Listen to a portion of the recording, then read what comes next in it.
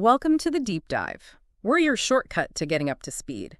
We take sources listeners send in, pull out the key stuff, save you time, but still get you the insights. Right, so you feel like you've got the core of it without wading through everything yourself. Exactly. And today we're digging into Mark Zuckerberg's chat on this past weekend with Theo.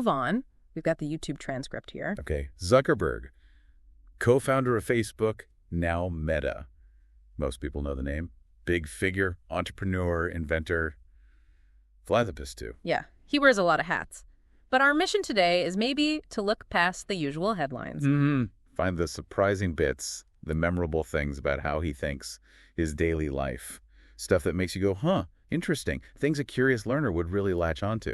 Okay, so let's jump right in. His day-to-day, you might picture a tech CEO, like instantly glued to a screen. Right, first thing in the morning. But apparently, no. He starts with jujitsu and striking. Yeah, that was pretty interesting. And his reason why is key. He said it's like a way to re-enter himself before work. Re-enter himself, like instead of coffee. Exactly. Forget the caffeine hit. He uses this intense physical thing to reset his brain for the day. Which is funny because, speaking of caffeine, another surprise, he doesn't touch it.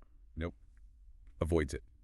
And other chemicals, he called them. Even vitamins. His sister calls it raw dogging reality. That's quite a phrase. But it paints a picture, right? Just experiencing things without those common crutches, maybe. Yeah. And with combat sports, he talked about liking the stimulation neurologically and physically. The cardio, the strength, all that, but also the mental side. Right. But what really jumped out at me was what he said about learning from losing in jiu-jitsu. Oh, yeah. That was fascinating. It's not just about winning for him. He sees getting submitted, basically losing, as a chance to learn something. Exactly. The person who just beat you, they often turn right around and show you how they did it, how you can get better. It's this weird mix of, intense competition, but also collaboration. Okay, shifting gears a bit. Personal life. He's into UFC, right? We actually saw each other at an event not long ago. He mentioned going with his wife, Priscilla. Yeah, it was interesting hearing him talk about her experience there. He thinks she enjoys, supporting him and being there. But he also gets that it's intense, especially if they know the fighters personally. Yeah. Seeing that level of physicality, it's a lot. He mentioned Volkanovski versus Topuria being particularly rough to watch. Yeah, I can imagine. Which brings up, date nights. How does someone that busy actually manage that? He seemed pretty clear about needing dedicated time. Wednesday nights, specifically. Okay, so it's scheduled, like a meeting. Kind of, yeah. A deliberate thing, prioritizing the relationship, even with everything else going on. And he talked to the range, right? Sometimes it's just a simple night at home. Other times they can do these, dream dates because, well, they can. It shows it's important to him, though, making that time. Definitely. Which sort of leads into these unique creative projects he does for Priscilla.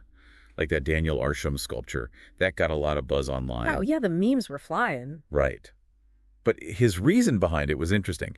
He just admires Arsham's work, wanted to create something personal for her. He even laughed about the online jokes, people saying it must have been an apology gift or something. It shows how quickly the internet builds a narrative, right? Totally. And then the custom Porsche minivan. That's not your typical gift. Exactly. It just shows this other side, maybe. A different way he expresses creativity or care. He just said he enjoys making things. Simple as that.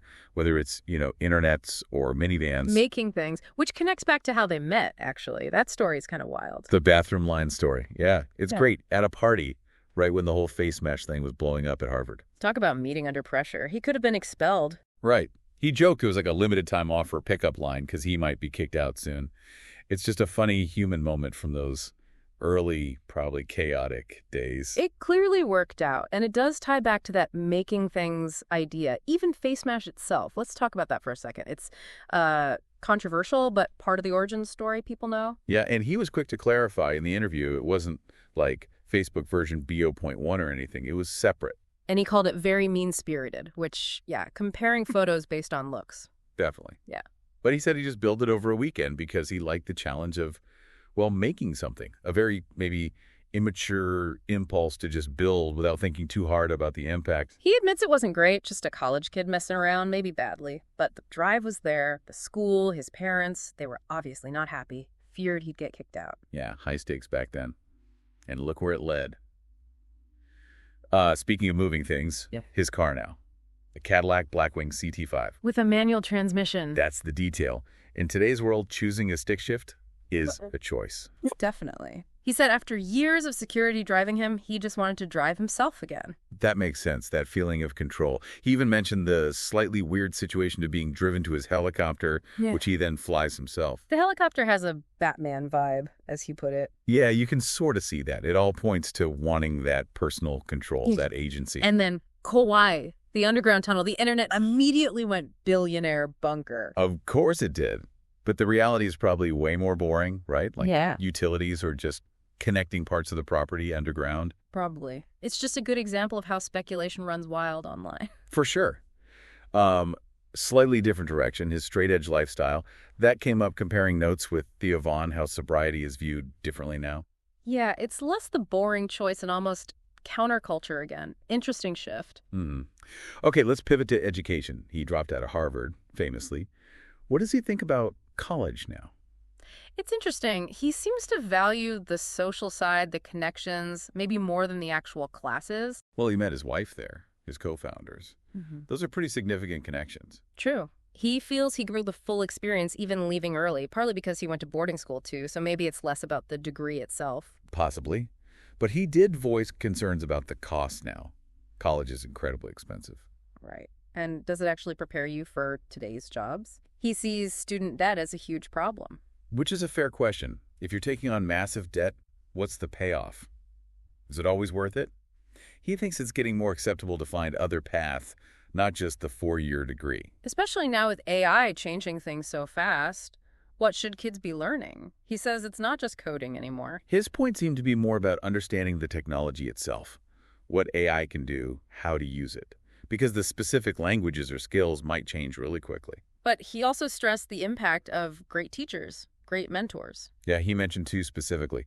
His Latin and Greek teacher, who pushed him hard, taught him work ethic. And his high school math teacher, Zooming Fun, who taught him about intuitive thinking in problem solving. Exactly. It wasn't just the subject matter. It was learn, how to persist, trusting your gut. Those seem like lessons that stuck with him. Definitely skills beyond just textbooks. Okay, so let's get into the tech vision. Those Ray-Ban Meta AI glasses he wears. Right. He seems pretty excited about them. Not just for taking photos or videos, obviously. What else stood out to him? He talked about listening to music or taking calls while still hearing the world around you, open-ear audio. And he seemed really impressed with the microphone quality, how it cancels noise even on a plane. But these current glasses are really just the beginning for him, aren't they? Oh, yeah. He sees this form factor glasses as the ultimate way to interact with AI throughout your day. An interface that's always learning, always there. And the next step he talked about sounds pretty sci-fi. Holograms. Totally. He described trying out these advanced prototypes. Glasses, plus a neural interface worn on the wrist. Neural interface. Controlling things with your mind. Basically, yeah. He described seeing a holographic screen floating in front of him that he could interact with using nerve signals from his wrist. He even played holographic ping pong. Wow. Okay, so his idea is that physical screens might just go away. That seems to be the long-term vision. Why have a phone screen or a TV or a computer monitor if your glasses can just project high-quality holograms anywhere? That would change everything. How we get information, entertainment, work. Huge implications. Yeah. Which naturally brings up the whole debate around social media's impact right now, how we feel using this stuff. A big topic, obviously. He has to address it. And he did. Acknowledged it's complex, mentioned Meta's own research. He tried to separate the media part, just scrolling, consuming, from the social part, actively interacting with people. And he thinks the interaction part is generally positive for well-being. That's his stance, yeah. That active connection is good. Passive consumption is more just like entertainment. He used an analogy like living in a city versus the countryside, just different ways of engaging. And overall, he sees this rapid tech change as a net positive. Pretty much. He doesn't think people really want to go backwards, become less connected or capable. He seems optimistic that technology, despite challenges, moves us forward. So what about his philosophy on actually making this stuff, innovation? What guides him? A key thing he stressed was user adoption. You can build amazing tech, but if people don't actually use it, it doesn't matter. So it's not build it and they will come. Not necessarily. He also mentioned having faith in people's intelligence, their ability to figure things out and make good choices. He seemed wary of being too, paternalistic, telling people what's good for them. It's interesting, too, he touched on that idea of maybe socially awkward people building social technologies. Yeah, that paradox. Yeah. His take was interesting. He thinks maybe you need deep empathy and understanding of social dynamics to build these things well, even if you aren't the smoothest talker yourself. Like maybe the effort to understand social interaction gives you more insight than someone who finds it effortless? Perhaps. He suggested sometimes the most effortless communicators might actually lack that deeper empathy. It's a thought-provoking idea. Looking even bigger picture now. Long-term vision. He's not really aiming for Mars, is he? No, not like Musk or Bezos. His focus seems to stay on Earth, on tech for connection and understanding the world. He sees that evolution, text, then photos, then video. And holograms are next. Holograms are the next logical step for him in making communication richer, more immersive. And AI is the engine behind a lot of this future stuff. He seems pretty optimistic about AI, too. Very optimistic. Not just for productivity, but for creativity. Making things more fun, even funnier, he said. Augmenting what humans can do. He mentioned the Zuckerberg initiative using AI for disease research, too. Right, that intersection of AI and biology. Trying to build basic tech to help cure, prevent, or manage diseases. He sounded hopeful about making faster progress there. Did the whole living forever thing come up? Tech billionaires and immortality? He kind of acknowledged the question but didn't really lean into it. The CGI focus seems much more on healthier lives, preventing suffering from disease now, rather than, chasing immortality directly. Still a lot we don't know there. So, wrapping up his AI vision, what's the core idea? I think it's this idea of personal AI becoming really personal. Intelligent, yes, but also conversational, engaging, maybe even fun to interact with. And he really hammered the need for public understanding, for education, so people aren't left behind or confused by how fast AI is moving.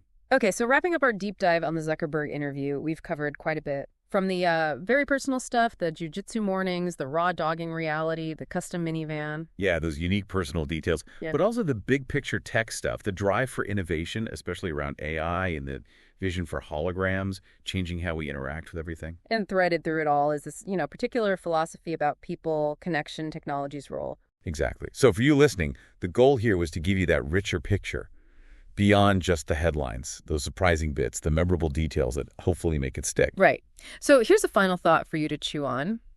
If Zuckerberg's vision plays out, what parts of our physical world, things we touch and use every day, do you think might actually become obsolete thanks to holograms and AI? Or maybe think about this. If personal AI gets really good at conversation, understands nuance, humor, how does that fundamentally change how we talk to each other, our relationships, just our daily back and forth? Interesting questions to ponder. Definitely. And hey, if you have sources you want us to tackle in a future deep dive, send them over. We're always looking for the next fascinating topic.